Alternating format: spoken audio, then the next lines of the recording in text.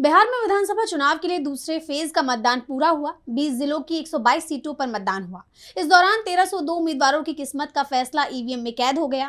पहले फेज की तरह इस बार भी बम्पर वोटिंग हुई, जिसके बाद अब रुझान आने लगे। तो क्या कुछ हुआ मतदान के दौरान, किस दिशा में जाएगा बिहार चुनाव, जानेंगे इस रिपोर्ट में।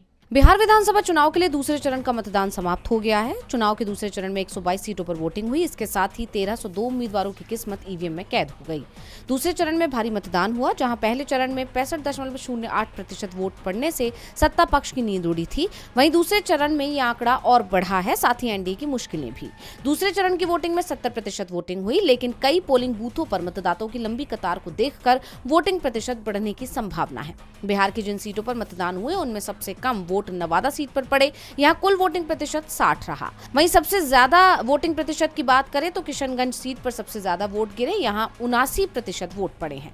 इसके अलावा अररिया में 67.79%, औरंगाबाद में 64.48%, बांका में 68.91%, भागलपुर में 66.03%, गयाजी में 67.50%, जमुई में 67.22%, किशनगंज में 76.26%, मधुबनी में 61.79%, पूर्णिया में 73.79%, पूर्वी चंपारण में 69.31%, रोहतास में 60.69%, सीतामढ़ी में 65.29%। इसके अलावा नीतीश सरकार में मंत्री विजेंद्र प्रसाद यादव की सीट सुपौल पर 70.69% वोटिंग हुई।